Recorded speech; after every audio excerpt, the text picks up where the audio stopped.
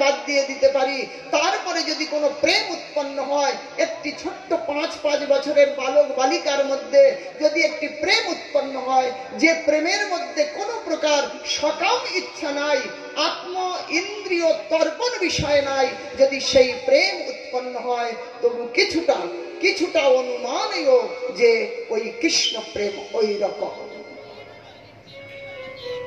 সেই প্রেম নৃলোকে হয় না, না করে দিলেন। সেই জন্য সেই প্রেম, যে প্রেম আস্বাদন আমার কৃষ্ণ করতে রাধাকে আশ্রয় করলেন। কৃষ্ণ সেই প্রেম আস্বাদন করতে আসছেন। এই প্রেম এই জগতের বস্তু নয়। যদি হয় তার যোগ, না হয় বিয়োগ, বিয়োগ হইলে না জয়। ভক্ত রাধা কৃষ্ণকে আস্বাদন করেছেন, কৃষ্ণ রাধাকে। কিন্তু রাধা কৃষ্ণ আস্বাদন করে নিজেকে কৃষ্ণের সঙ্গে বিলিয়ে দিলেন না। সেই প্রেম ধাক্কাকে রাধারানী সহন করতে সমর্থ হলেন। কিন্তু কৃষ্ণ যখন রাধার ভাব আস্বাদন করতে গেলেন, আর নিজেকে সামলাতে পারলেন না। তার প্রমাণ দিতে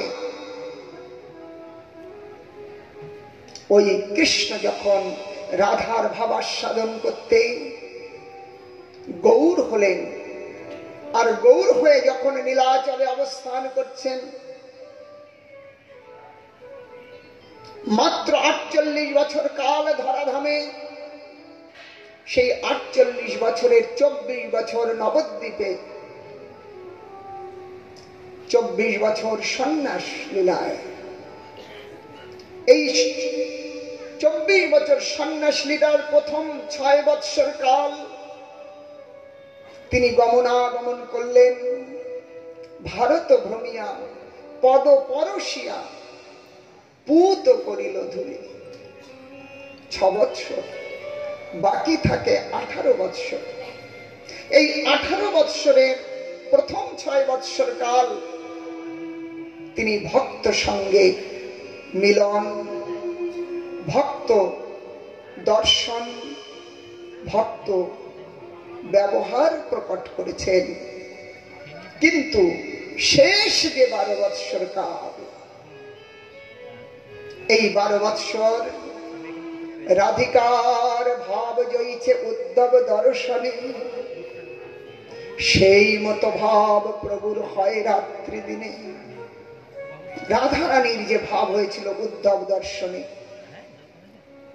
সেই ভ্রমর গীতায় যেতে হয়। সেই ভাব প্রকট কৃষ্ণকে দেখে মনে করলেন কৃষ্ণ এসেছেন উদ্ধবকে দেখে। সেই সময় যে কৃষ্ণের প্রতি অনুরাগ জেগেছিল, কিন্তু ছুটে গিয়ে কৃষ্ণ ভেবে উদ্ধবের দিকে ছুটে চলেছেন রাধিকা। তমাল বৃক্ষকে আলিঙ্গন করে কৃষ্ণ প্রাপ্তি সুখ অনুভব করতেন। নীল যমুনায় ঝাঁপিয়ে পড়ে কৃষ্ণ প্রাপ্তির অনুভব করতেন। নীল আকাশের দিকে অপলক দৃষ্টিতে তাকিয়ে কৃষ্ণ প্রাপ্তি আস্বাদন করতেন। কিন্তু আজ সেই কৃষ্ণটায়, কৃষ্ণের রথ, কৃষ্ণের আভূষণে সুশোভিত এই উদ্ধবকে দেখে রাধারানী আর কৃষ্ণ জ্ঞানে আলিঙ্গন করলেন না। একেবারে নিকটে পৌঁছেছেন। কৃষ্ণ কৃষ্ণ বলে, প্রাণনাথ প্রাণ বল্লভ বলে, কিন্তু নিকটে যে দেখলেন কৃষ্ণ নয়, কৃষ্ণের মতো। থমকে দাঁড়ালেন। তাহলে ওই যে কৃষ্ণ, উদ্ধবকে দেখে কৃষ্ণ জ্ঞানে রাধারানীর মধ্যে যে এক অতুলনীয়, অভাবনীয় যে এক ভাবের উৎপন্ন হয়েছিল, ওই মুহূর্ত কালের জন্য সেটি গৌল লীলাতে স্থায়িত্ব হলো দীর্ঘ 12 বৎসর কালের জন্য। 12 বৎসর কাল ওই রকম উৎকণ্ঠা, কৃষ্ণ কৃষ্ণ, এই বোধহয় কৃষ্ণ। ওই ক্ষণকালের সেই সময়টি বিস্তার হলো, ব্যাপৃত হলো, ব্যাপক হলো গৌর লীলায়। 12 বৎসর, সেই 12 বৎসরে রাধা ভাবাস্বাদন করতে কখনো গৌর তিনি গম্ভীরার দেয়ালেতে মুখ ঘষেছেন, ক্ষত বিক্ষত, ঝরঝর করে রাতে রক্ত ঝরছে। গোবিন্দ উঠে দেখছেন প্রভুর মুখ থেকে ঝরঝর করে রক্ত বেরোচ্ছে। গোবিন্দ বললেন, প্রভু এ কি করেছেন? লণ্ঠন জেলে দেখছেন চতুর্দিকে রক্ত, মুখে রক্তের দাগ। প্রভু এ কি? বললেন, গোবিন্দ স্বস্তি হচ্ছে না, আমি স্থির থাকতে পারছি না। কৃষ্ণ বিরহেতে, কৃষ্ণ বিরহকার, কৃষ্ণের তো কৃষ্ণ বিরহ হবে না, রাধার বিরহটা হবে। কৃষ্ণের তো কৃষ্ণ বিরহ হবে, হবে রাধার। তাহলে কৃষ্ণ বিরহ মানে রাধা ভাব আস্বাদন করতে দেয়ালে মুখ ঘষে বেড়াচ্ছেন। কখনো বা তিনি কুর্মাকৃতি হয়ে গেলেন, হাত পা সমস্ত ভিতরে ঢুকে গেছে একটা কচ্ছপের মতো। কখনো বা বিতস্তি প্রমাণ, এই সমস্ত সন্ধিগুলো ছেড়ে গেছে, বিচ্ছেদ হয়েছে, হাত পা বিস্তীর্ণ হয়ে পড়ে আছেন মহাপ্রভু। ওই প্রেম, ওই ভাব আস্বাদন করতে। আবার কখনো বা ওই সিংহদ্বারে রাত্রিকালে তিনি একেবারে অচৈতন্য হয়ে পড়ে আছেন, কৃষ্ণ কৃষ্ণ বলে। কখনো বা সমুদ্রতে পড়েছেন যমুনা জ্ঞানে, যমুনা জ্ঞানে সেখানে কৃষ্ণ গোপী সঙ্গে বিহার করছেন। স্বচ্ছ নির্মল সেই যমুনার জল, আর তাতে গৌরাঙ্গী গোপী সেই কণ্ঠ পর্যন্ত জলে, তাদের অঙ্গ প্রত্যঙ্গ স্বচ্ছ জলেতে সুন্দর দর্শন। আর সেই রসরাজ কৃষ্ণ সেই গোপীগণের সঙ্গে জল বিহার করছেন। কখনো জল ছিটিয়ে দিচ্ছেন, তারা বা ছিটিয়ে দিচ্ছে, হাস পরিহাস আদি দ্বারা সেই কৃষ্ণ গোপী সঙ্গে জল বিহার করছেন। আর ওই তীরে দাঁড়িয়ে, যমুনার তীরে দাঁড়িয়ে আজ মহাপ্রভু সেই ভাব আস্বাদন করছেন। এই জ্ঞানেতে তিনি ওই যমুনার জ্ঞানে সমুদ্রে ঝাঁপিয়ে পড়েছেন, আর সমুদ্রের তরঙ্গে তরঙ্গায়িত হতে হতে আর এই ভাব আস্বাদন করছে। আরে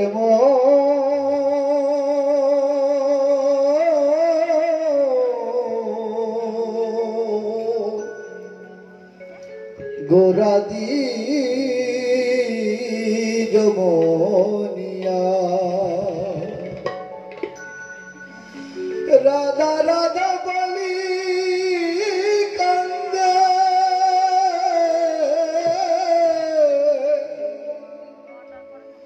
লোটায় ধরণী, আরে মোরা গোরাদি যমনিয়া, আরে মোরা গোরাদি যমনিয়া, আরে মোর গোরাদি যমনিয়া। কালী ধীরে ধীরে গোরাদি যমনিয়া, हरि बोल जय गौर हरि।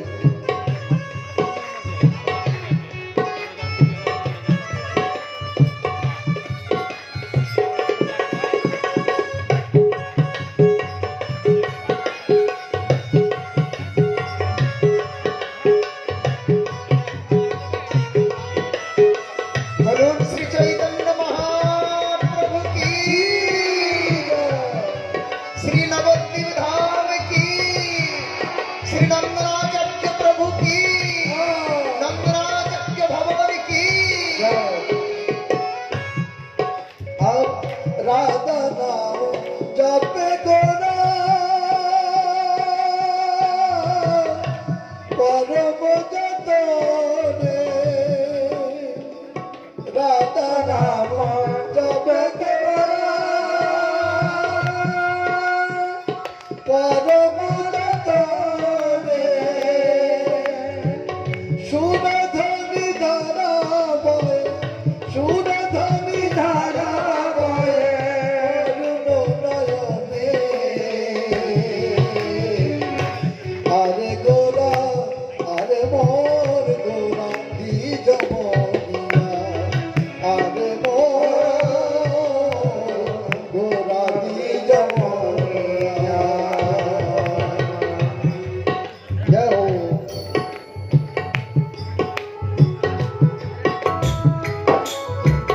हरि बोल। जय हो।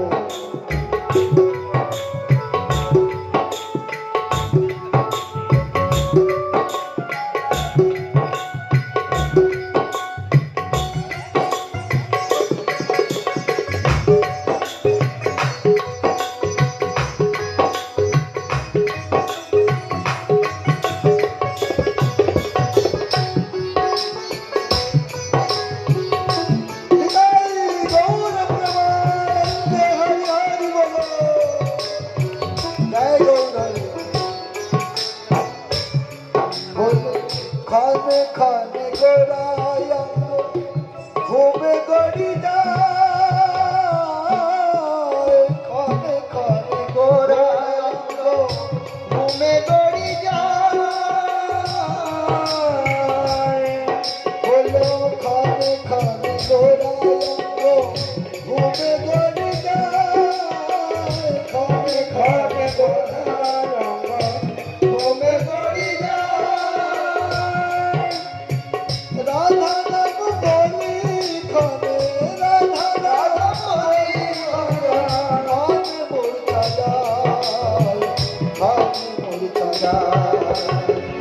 आरे मोर राधी जमोया, आरे मोर राधी जमोया।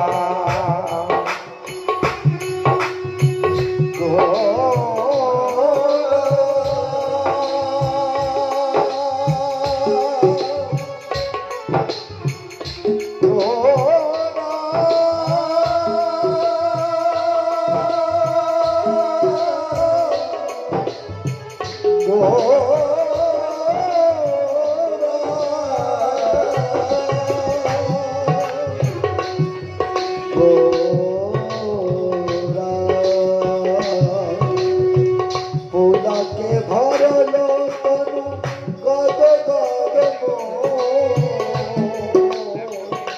फूला के भरलो तनु बोलो गद गद मोर। अब वासुदेव कहे गोरा कनय तोरो, वासुदेव वासु कहे गोरा कनय करो। गोरा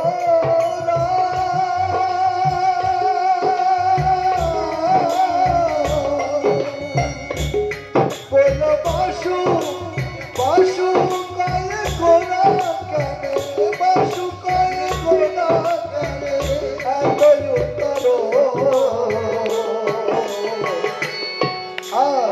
अरे गोरा गोरा दीज मोनिया, अरे गोरा गोरा दीज मोनिया। राधा राधा बोली कांदे, राधा राधा बोली कांदे,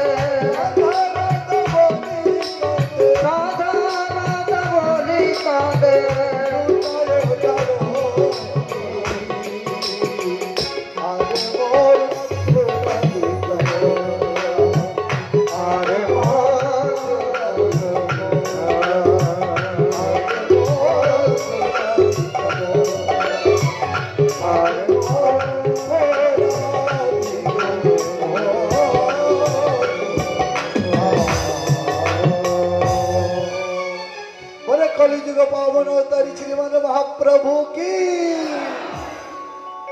এমনি এমনি শ্রীমান মহাপ্রভুর রাধা ভাবাস্বাদ ধারণ করতে পারেন নাই। কৃষ্ণকে তো রাধা ধারণ করলেন, কিন্তু রাধাকে কৃষ্ণ ধারণ করতে পারলেন না। আজ এমনি উৎকট ভাব প্রকট হয়েছে যখন রাধা আস্বাদন করতে গেছে। কবিরাজ গোস্বামী লিখছেন, সেই প্রেমের আস্বাদন, সেই প্রেমের আস্বাদন যেন তপ্ত ইক্ষু চর্বণ, মুখ জলে ত্যাজন না যায়।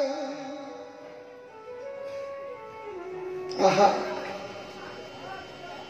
পীড়াভীর নবকাল কূট কটুতা নির্বাসন। পীড়া কেমন সেই কৃষ্ণ প্রেমের জ্বালা। বললেন বিষমৃতে একত্র মিলন, বিষ আর অমৃত একসাথে মিলিয়ে যদি দেয়া যায়, তাহলে অমৃত মরতে দেবে না, আর বিষ তাকে জ্বালাতে ছাড়বে। বিষের জ্বলন হবে, আর অমৃত তাকে মরতে দেবে না। তাহলে মরছেও না, অথচ জ্বালাও সহন করা যাচ্ছে না। এটা হলো কৃষ্ণ প্রেম। বাইরে বড় জ্বালা হচ্ছে, কিন্তু অন্তরে বড় আনন্দ হচ্ছে। এই আনন্দ আর দুঃখের মিলনের নাম হলো কৃষ্ণ প্রেম। বিরহ এবং মিলন, মিলনে আনন্দ সম্ভব, বিরহে দুঃখ অভাব।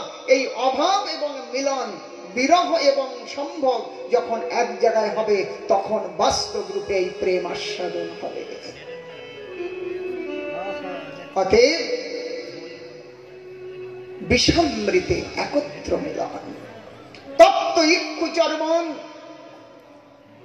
ইক্ষু দণ্ডকে অগ্নিদগ্ধ করে যদি চাবানো যায়, তাহলে মিষ্টি তো লাগছে, কিন্তু মুখ জ্বলছে। মুখ জ্বলছে, মিষ্টি লাগছে, তাহলে জ্বালাও হচ্ছে, আনন্দ হচ্ছে। তাহলে ত্যাগ করাও যাচ্ছে না, আবার সেটাকেও ভোগ গেলাও যাচ্ছে না। গরম, তাহলে গেলা যাচ্ছে না, আর মুখ ত্যাগ করতে পারছে না, বেশ মিষ্ট লাগছে। তাহলে দুটি, চঞ্চল হলে বলবো না, চঞ্চল হলে বলবো না।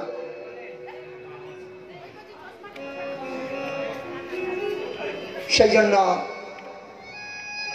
বিষমৃতে একত্র মিলন, পীড়াভীর নবকাল কুট কটুতা নির্বাসন।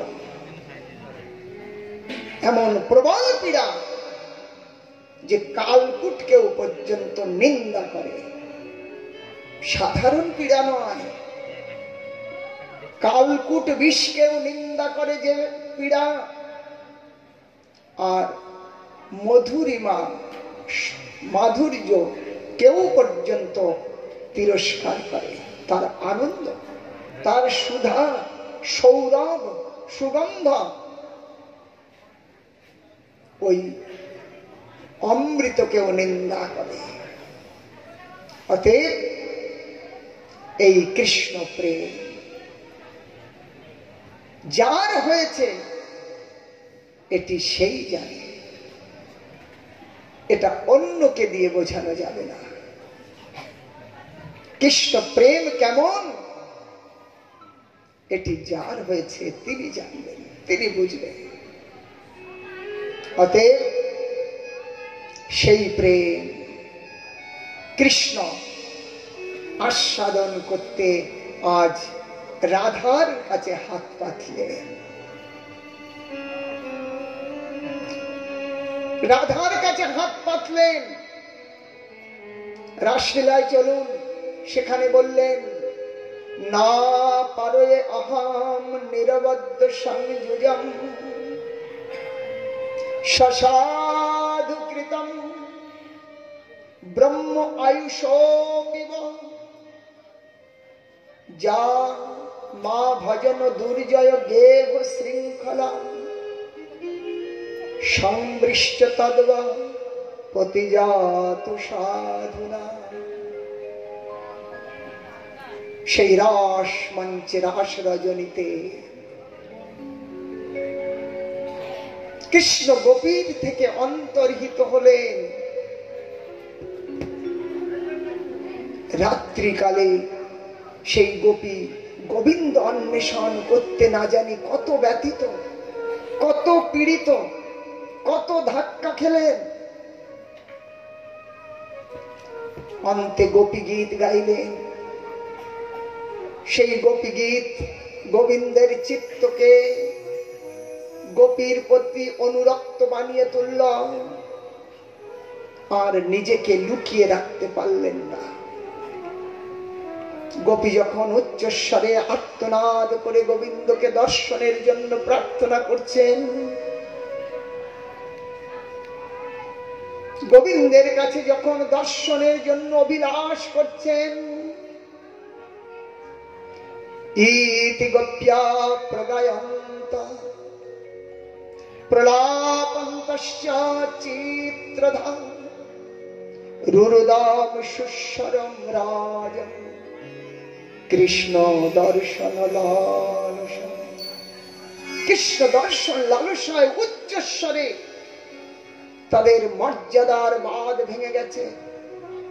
আজ কোনো বাধা তারা আর যেন মানতে পারছে না, তাই উচ্চস্বরে রোদন করছেন কৃষ্ণ দর্শনের নিমিত্ত। ভগবান আর থাকতে পারলেন না।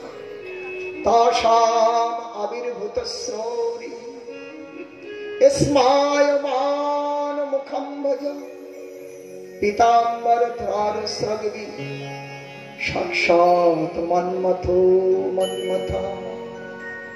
সেই রাস রজনীতে গোপিকা সমাজে তিনি মন্মথ মন্মথ রূপে প্রকটিত হলেন। মন্মথ এটি সাধারণ রূপ নয়, এই কেবল রাস রজনীর কৃষ্ণ, তাকেই মন্মথ শব্দে প্রকট করলেন সুখদেব গোস্বামী। কবিরাজ গোস্বামী বললেন, মন্মথ চড়ি গোপীর মনোরথে, চড়ি গোপীর মনোরথে মন্মথের মন্মথে নাম ধরে মদন মোহন। সেই মদন মোহন, মদন মানে কাম, সেই মদনকেও যিনি মোহন করেন, যে মদন ত্রিভুবনকে মোহন করেন, আর সেই কৃষ্ণ রূপ যে মদনকে মোহন করেন, তিনি হলেন মদন মোহন। নাম ধরে মদন মোহন। মন্মথের মন্মথে, এই মন্মথ কামদেব সবাইকে মন মথন করে, আর তার মনকে যিনি মথন করেন তার নাম হলো মন্মথ মন্মথ। তাহলে ওই রাসলীলা কৃষ্ণের প্রকট রূপ, সেটি সাধারণ নয়, কোটি কন্দর্প বিমোহিত রূপ। কোটি কন্দর্পকে লোভিত করে তোলার মতো রূপ সেখানে প্রকটিত হলেন। গোপী গোবিন্দকে ঘিরে ধরলেন। কেহ বা ধ্যান মার্গে হৃদয় অভ্যন্তরে কৃষ্ণকে আজ নেত্র বন্ধ করে চিন্তন পথে বললেন, প্রভু এইবার দেখি কেমন তুমি আমার থেকে দূরে চলে যাও। ভিতরে বেঁধে ফেলেছি, কেহ বা হস্ত, কেহ বা পীতাম্বর, কেহ বা চরণ, কেহ বা তেরা দৃষ্টিতে কৃষ্ণের দিকে তাকাতে লাগলেন। কিছু অপশব্দ দ্বারা কৃষ্ণকে যেন তিরস্কৃত করবার ইচ্ছা করতে গোবিন্দ বললেন, দেবী তোমাদের থেকে অন্তর্ধান হয়েছিলাম তোমাদের প্রেমকে আরো ঊর্ধ্বমুখী করবার জন্য। তোমাদের যে চেষ্টা, তোমাদের যে অনুরাগ, সেই অনুরাগের তুলনা জগতে হয় না।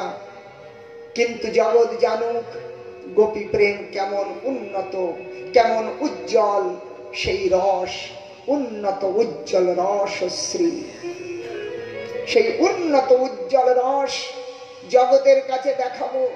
তার প্রমাণ স্বরূপ বলবে এই গোপী প্রেম।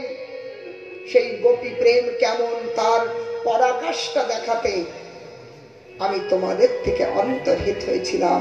তাই তোমরা আমাকে ক্ষমা করো। গোপী বললেন, প্রভু আপনি তো প্রতিজ্ঞাবদ্ধ যে যথামাম প্রপদ্যন্তে তাং তথৈব ভজাম্যহম। তাহলে এখন কি হবে? তার উত্তরে বললেন, না পারয়ে অহম নিরবদ্ধ সংযোজন। আমার দ্বারা হবে না, আমি পারবো না দেবী।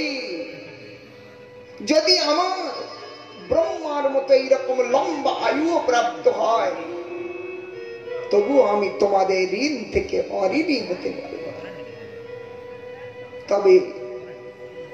তবে তোমাদের সাধু গুণে আমাকে ক্ষমা করে দাও। তবে কথা দিলাম, তোমরা যেমন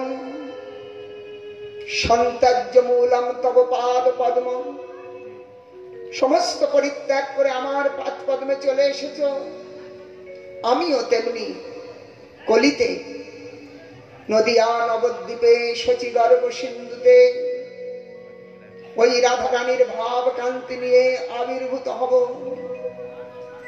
তোমরা যেমন সর্বস্ব পরিত্যাগ করে আমাকে খোঁজ করছো, কৃষ্ণ অন্বেষণ করেছ, আমিও তেমনি 24 বৎসর বয়সে আমিও সন্ন্যাস নেব। সন্ন্যাস মানে ত্যাগ। তোমরাও তো সন্ন্যাসী, ত্যাগ করে চলে এসছো। সব ত্যাগ করব। মাত্র 16 বছরের গৃহিণী বিষ্ণুপ্রিয়া, নব যৌবন সম্পন্ন, তাকে পরিত্যাগ করা সহজ? মা শচী দেবী, সেই নিত্যানন্দ, অদ্বৈত ঠাকুর, গদাধর পণ্ডিত, শ্রীবাস আদি একে একে নবদ্বীপবাসী যারা গৌরগত প্রাণ, সেই প্রাণ তুল্য তাদেরকেও আমি পরিত্যাগ করব। আকাশ বাতাস কীট পতঙ্গ পর্যন্ত নবদ্বীপের গৌরাঙ্গ বলে যাদের নয়ন ঝরে, গৌরগত যাদের প্রাণ, গৌর ছাড়া তারা কিচ্ছু জানে না, সেই গৌর এদেরকেও পর্যন্ত পরিত্যাগ করে একদিন সন্ন্যাসী হয়ে তোমরা যেমন সমস্ত ত্যাগ করে আমার অন্বেষণ করেছ, আমিও তেমনি তোমাদের ভাব নিয়ে আমিও রাস্তায় রাস্তায় তোমাদের নাম তোমাদের নিয়ে আস্বাদন করতে করতে ওই সন্ন্যাস নিয়ে তোমাদের এই ঋণ থেকে আমি একেবারে অঋণী হওয়ার চেষ্টা করব।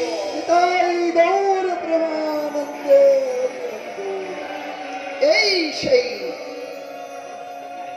রাস রজনীতে সেই কৃষ্ণ প্রতিজ্ঞাবদ্ধ হয়েছিলেন। তাই তিনি এই কলিতে আসলেন ওই রাধার ভাব নিয়ে। ওই ঋণ শোধ করতে পারেন না। প্রেম রস নির্যাস আস্বাদন করেছেন, আস্বাদন করে এক অনোখা আস্বাদন সেখানে পেয়েছেন, যে আস্বাদন দাপরে করতে পারেন নাই, তাই করতে তাকে কলিতে আসতে হলো। কলিতে এসে তিনি এই রস আস্বাদন করবেন। সেই জন্য এই রস আমরা যে প্রসঙ্গ নিয়ে আজকে উঠিয়েছিলাম, কবিরাজ গোস্বামী বলেছিলেন, কৃষ্ণের যতেক খেলা সর্বোত্তম নরলীলা, নরবপু তাহার স্বরূপ, গোপবেশ বেণুকর নব কিশোর নটবর, নরলীলার হয় অনুরূপ। তাহলে সর্বোত্তম লীলা হলো কৃষ্ণ লীলা। সমস্ত লীলার সার কথা কৃষ্ণ লীলা। আর সেই কৃষ্ণ লীলার সার হলো, নিচোড় হলো, আস্বাদন হলো গৌর কথা। তাই কবিরাজ গোস্বামী লিখলেন, কৃষ্ণ লীলামৃত সার, কৃষ্ণ লীলামৃত সার, তার শত শত ধার, 10 দিকে বহে যাহা হইতে, সেই চৈতন্য লীলা হয় সরোবর অক্ষয়, মনোহংস চরাও তাহাতে, মনোহংস তাহাতে বিচরণ করা। কোথায়? কৃষ্ণদাস, আহা কৃষ্ণদাস কবিরাজ রসিক ভকত মাঝ, যে কইল চৈতন্য চরিত,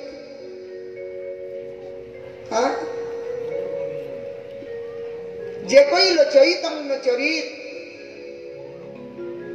গৌর গোবিন্দ লীলা শুনিতে কলয়ে শিলা, তাহাতে না হইল মোর চিত, তাহাতে না হইল মোর চিত।